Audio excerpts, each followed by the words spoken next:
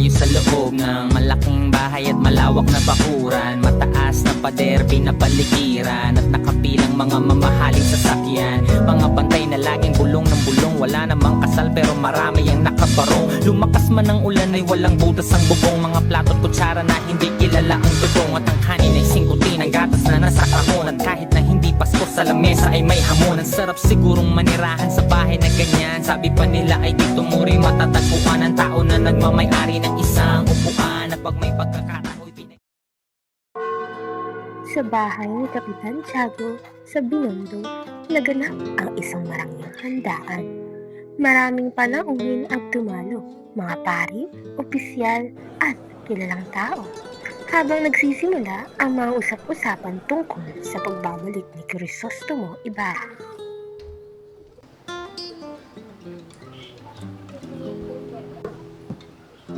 Don Crisostomo.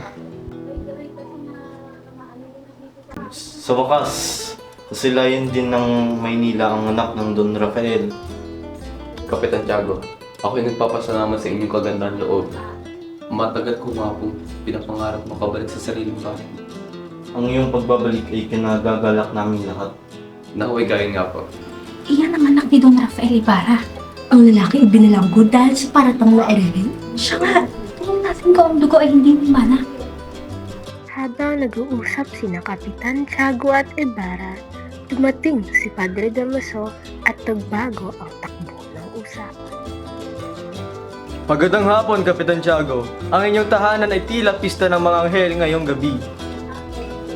Padre Damaso, ang inyong pagdalo ay isang karangalan.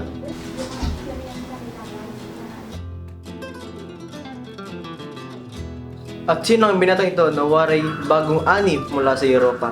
Si Don Crisostomo Ibarra po, anak ni Don Rafael. Umupo sa mesa si Padre Damaso upang makipag-usap.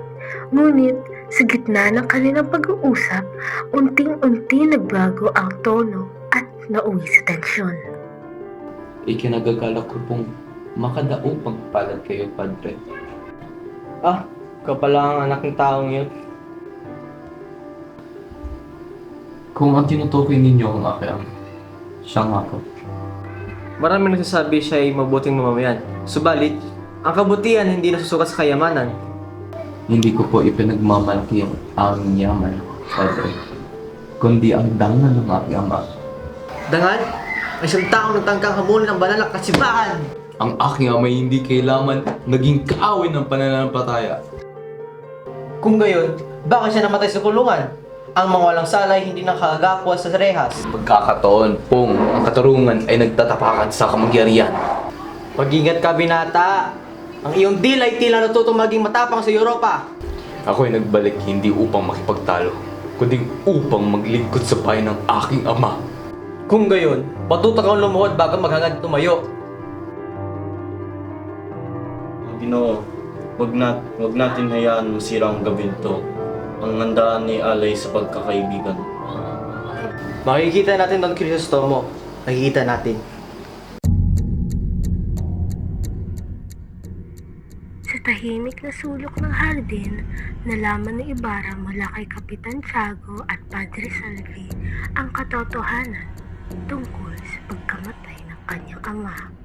Ang lihim na ito ay nagbibigay ng dahilan sa kanya upang kumilos. Don Crisostomo, may ibig akong sabihin. Marahil, hindi mo pa lubos na malalaman. Kung ito ay hingin ng aking ama, handa akong makinig, Kapitan. Ang iyong ama, si Don Rafael, ay hindi namatay ng mapayapa, iho. Nalalaman ko po siya ay ibinalanggo. Dapatwat ako'y nasa Europa noon. Hindi ko man lamang siya ay nasilayan sa kanyang huling sandali. Siya ay pinakulong sa paratang ng pag-aalsa laban sa pamahalaan at pagiging kaaway ng simbahan. Ang aking amay hindi kailaman naghanggad ng gulo. Siya ay naghanggad lamang ng katarungan. At yan ang kanyang naging kasalanan. Sa loob ng bilangguan, siya ay nag-trip. lamang nagpatunay ng kanyang sala. Namatay nang hindi man lamang nakatulan. Oo, At ang kanyang bangkay, sabay nailibing ng marangal. noong una, oo, datapwat. Datapwat ano? May nagutos na siya'y bakukay. Hindi raw marapat na ang isang pinaghihinalang erehe nilibing sa lupa. Hinukay.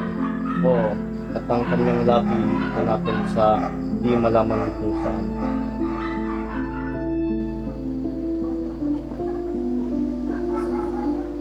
Ang lahat nangyayari, bunga ng mga kapusutan ng iyong ama, Don Crisostomo. Kapusukan?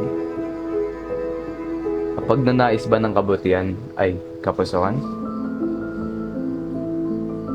May mga bagay na hindi dapat pakikialaman ng isang karaniwang mamamayan. Ang simbahan at pamahalaan ay may sariling kapangyarihan. Kung gayon, ang isang anak ay wala ring karapatan ipagtanggol ang dangal ng kanyang ama. Ang paglimot ay minsan mas mabuti kaysa paghiganti.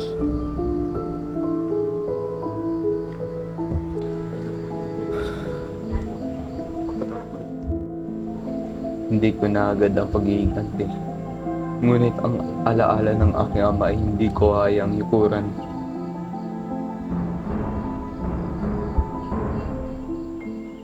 Kung ang bayan na ito ay pumatay sa kanyang dangal, ako'y magtatayo ng isang bagay na magpapatunaw na siya'y hindi nabuhay ng walang saysay.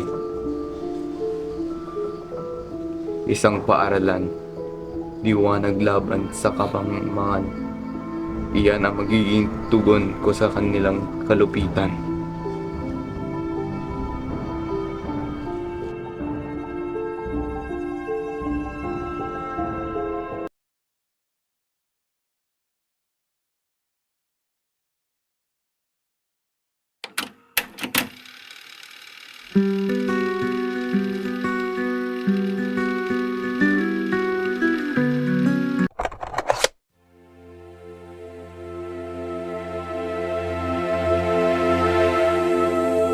Maria Clara.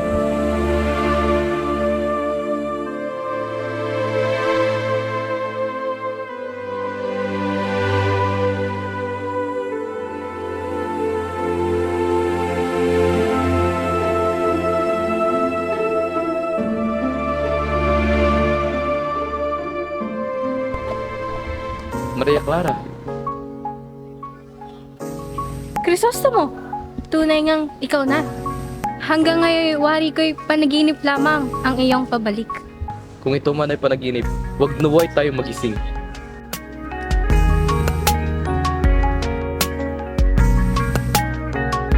Marami ang nagbago sa 7 taon.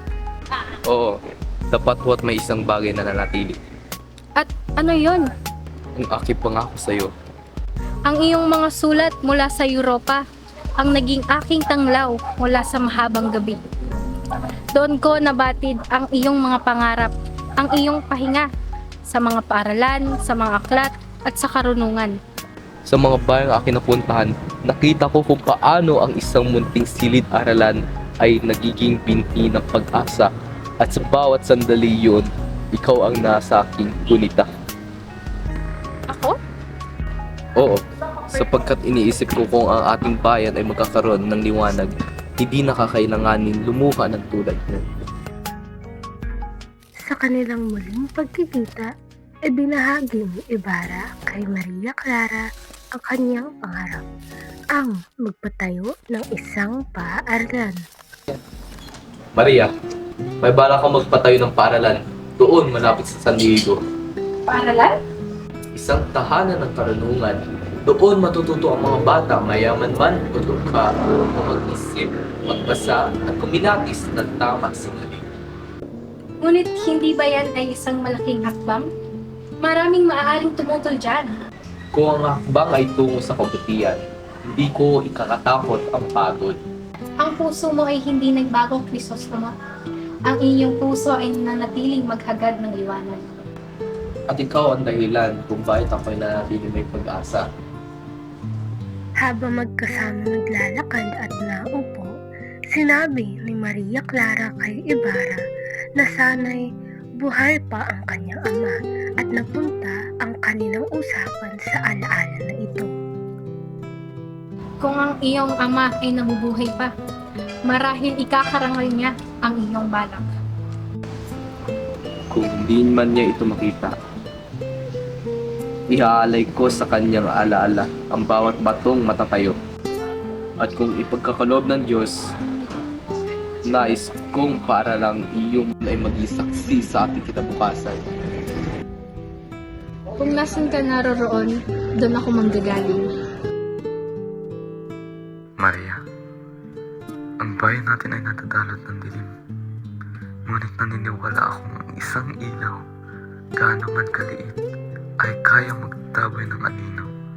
Kung gayon, ako'y magiging panalangin sa bawat gabi upang ilaw na iyan ay hindi mamatay.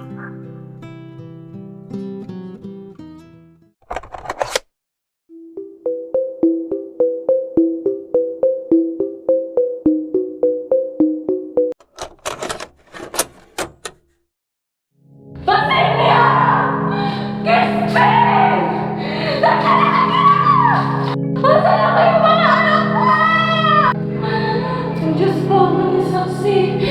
Hindi ko kayo iikot sa panganib.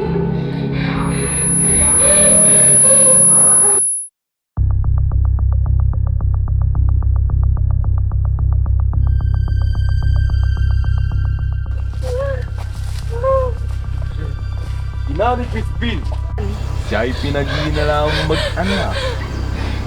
Mag-anak? Hindi! Ang aking anak ay inosente! May utos po ang kura. Dapat niyang itanghal sa simbahan upang masuri ng mga kinaukulan. Hindi!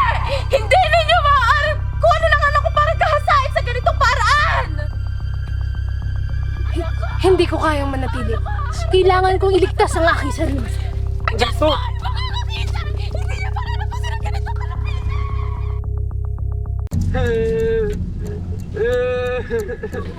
Abay ko! Ayun! Tahimik ka!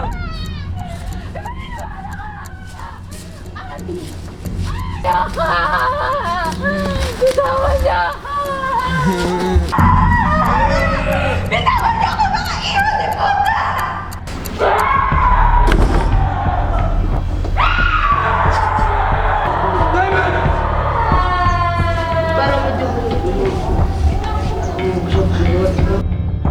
Sumunod ka ba? Utos ng Kora.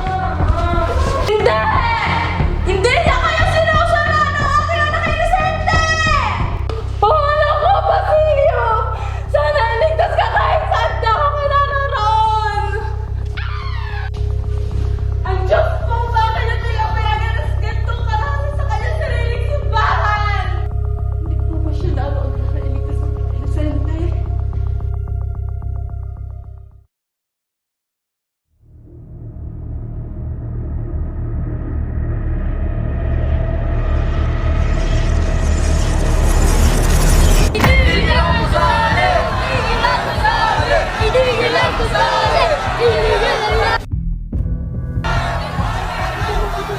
Ano't may ganitong pangyayari sa akin paralan? Alisin mo ang iyong balak na gusali o ikaw ang sunod na mararamdaman. Huwag kang lalapit sa kanya! Elias, paano ka nakarating? Hindi mo dapat pinapayagan ang ganitong kalupitan sa iyong paaralan. Kung ang mga tao sa pamahalaan at simbahan ay takot sa liwanag, kailangan nila itong arukin.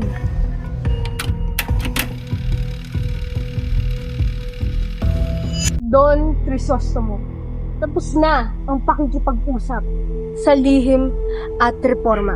Ang bayan ay luluhod lamang sa kanila kung sila'y gigisingin sa apoy ng revolusyon. Elias, alam ko ang galit mo.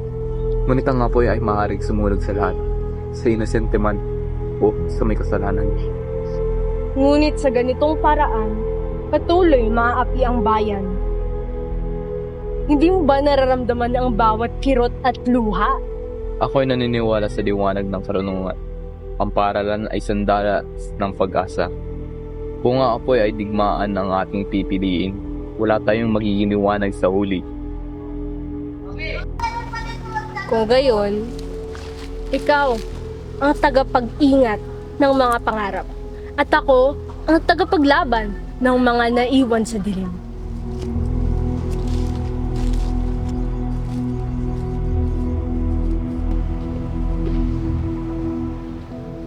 Ang bawat bato, bawat silid, ay naging sagot ng kamangmangan at karasan. Ngunit paano ko haharapin ang mga anino na handang sirain ang lahat ng aking pangarap?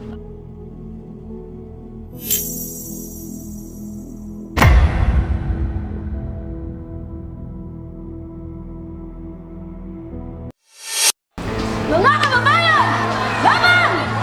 Buhay sa bayan! Buhay sa karapatan! Hoy, hoy! Tigil nyo yan! Ang class na yan ay bawal!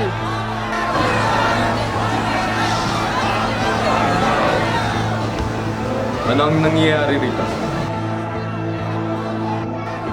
Huliin ninyo! Ang taong ito ang nagpapasimula ng mag-aalsa. Si Don Crisostomo Ibarra. Siya ang nagtuturo sa mga mangmang na magpagsig laban sa simbahan at pamahalaan. Huwag kayong magsinungaling! Utos ng ura! Hindi! Hindi ko ginawa! Ako'y nagbabalak lamang ng paaralan. Ako inosente. Ako'y anak lamang ng Yumandong Rafael at nagtatakbo ng kaalaman, hindi ang kaguluhan. Ang mga pangarap mo ay magiging sumpa sa bayan kung hindi ka papatayin sa oras na ito. Tumigil ka! Kaganina ko pa sinasabi! Inosente ako! Inosente ka ako! Huwag ka matakot. Ang laban na ito ay higit pa sa iyo. Ikaw ay nakapilit sa kagustuhan ng simbahan at pamahalaan. Inosente ako! Kita ka ng liwanag at walang buhay ba?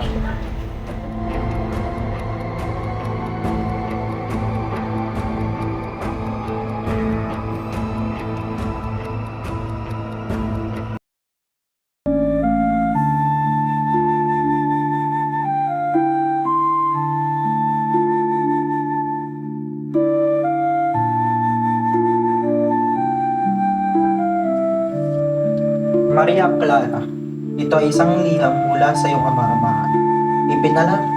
Ipinadala ko ito sa iyo upang ipantid ang isang kautusan. Ano po ang sinasabi nito? Ang kalooban ng iyong ama-amahan at ang kapakanan ng iyong dangal. Ikaw ay kailangan pumasok sa kumbento. Sa kumbento? Hindi ko po kayang iiwan si Crisostomo. Ang desisyon ay wala sa iyo. Maria Clara, ang simbahan ay siyang nagtuturo ng iyong landas para sa kaligtasan mo at sa kapakanan ng iyong pamilya.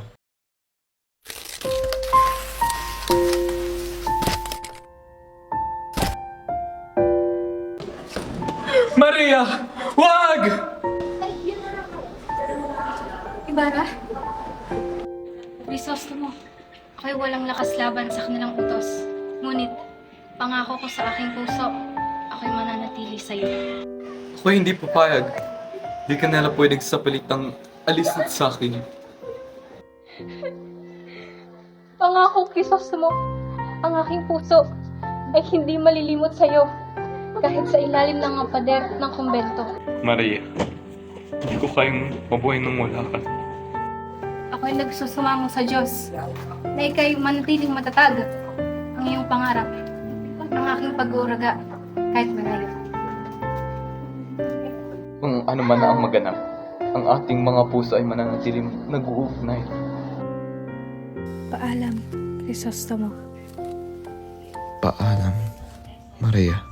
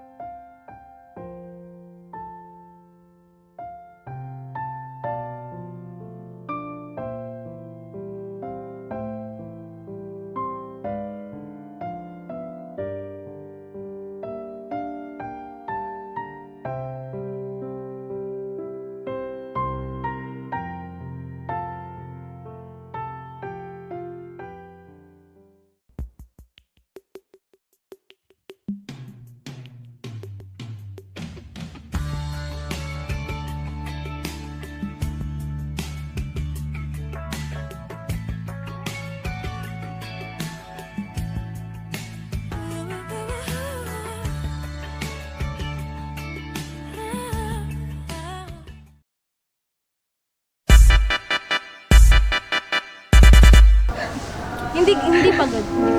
Like,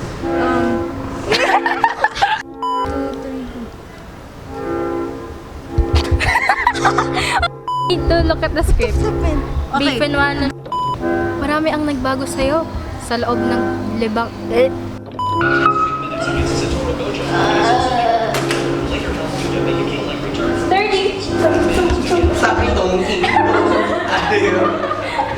Ito.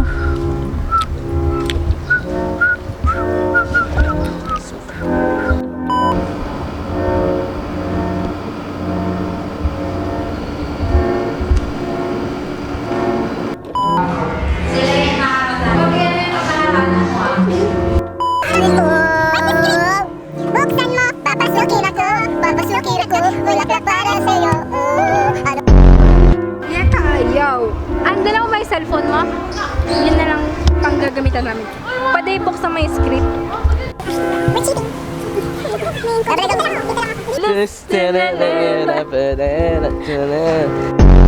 Hashtag pilit for the grades. Tapos nakaganto ka sa camera. Paano ulit, Jeric? Paano ulit po? Bulaklak para sa'yo. Ano yung itsura ko? Kakailangan ay Kakailanganin. kakailangan ay Kakailanganin. kakailanganin Kakailanganin. Kakailanganin. Kakailanganin. Kakailanganin. Jeric, sabi mo. Kakailanganin. kakaila Sabi mo kakailanganin. kakailanganin Yun. kakailanganin oh my god Ay, game na. Game na. Maria Clara Sabi niya, why is it so formal Sabi bro Maria Clara. child investment ko to dapat sabi Maria Tommy man. Ay, sa tomboy siya. Miss ko na sa Tommy man. Pwede bang ano? mahilig din ako sa Di tomboy siya. boy Kakita ba ito? Hindi. Yo, hey, 1738. Yeah, I just wanna say hello. Got your BTS, we make it out. Pupost ko to sa YouTube ba? Oy, wag. Seryoso? sa loob ng Ganda bahay. ng sapatos ni Maria, oh. Grabe. Di ba? Iaalay ko sa kanyang alala ang bawat batong may tayo. Wala ang bawat batong may tayo.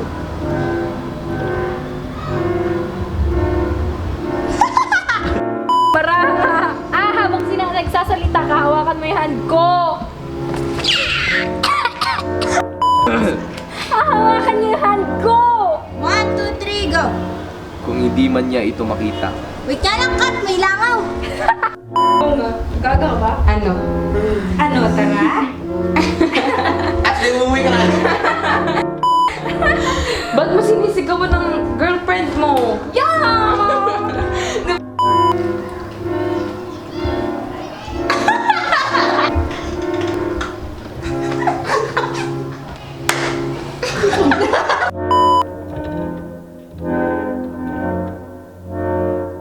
LeBron James. Lilipat talaga. Oh, yo. Ay, hala! Tignan mo. Crispin? Crispin? Kamukha ko ba? Hindi. Kamukha ko yan. Baka nalibad mo naman binata yung pabo. Jeric? Haldo. Hindi. I just have to let you know. Hi! So, hindi pala si Jeric na. Sa iyo yan. Sayang. Bakit ka si Jeric? Sabi niya. Ano siya nag-aura farming? Pandesal. Teka, may upuan mo. Bawal lang. Hitot. Ay, ano ba yan, Nick? Nakakainis ka naman. Pag-uusok, nausok siya ng pagkain. Bakit? Ang timbaw na gano'n lang. Uy, ano? Gusto mo ba? Ano boses mo? Hindi nga, nagmamalitisan nga kayo kasi... Jeric! Ikaw mag-cut ka. Go! Sakit! Kapitan Tiago, ang inita. Ang inyong Parang tahan. konting sa inyo.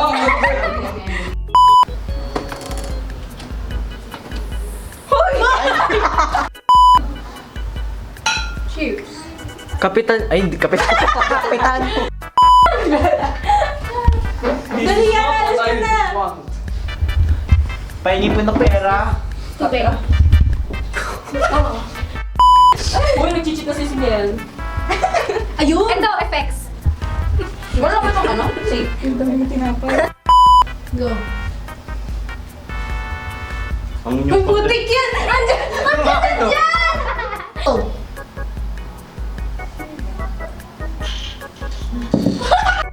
Two, three, go! Mag-anak? Hindi! Ang aking anak ay inosente! May utos po ang kura. Dapat niyang itanghal sa simbahan upang masuri. Ang ganito ka sa baan! Sabihin mo kung kita ko. Asan si Basilio? Anak ko! Anak ko! Basilio! 3, action!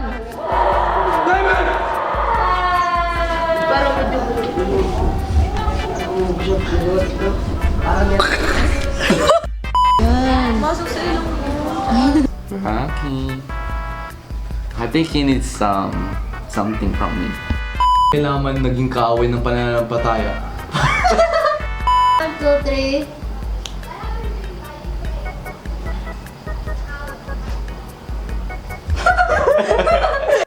Ang god ng gulo. At yan... Wait. Wait lang.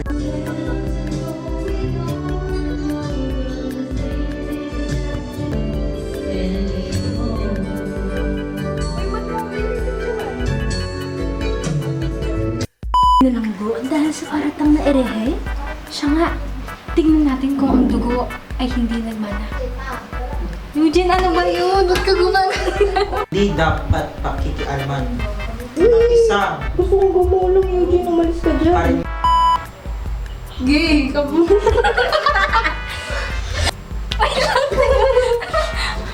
One. Go! Magpaprotesto mo na kayong sinasabi! Go! Alisin mo ang iyong balak na gusali, ikaw ay susunod! Ano susunod?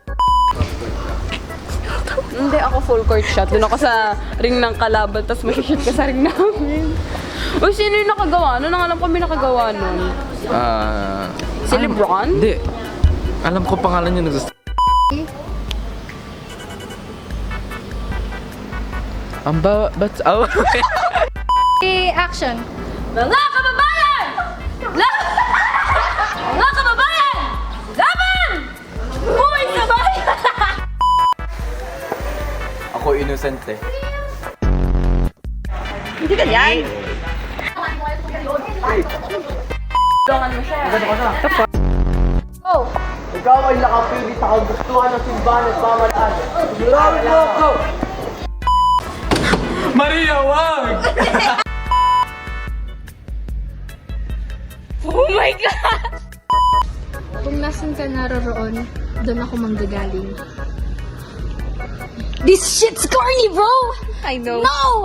I know, Flex. Okay, tapos na! Yay!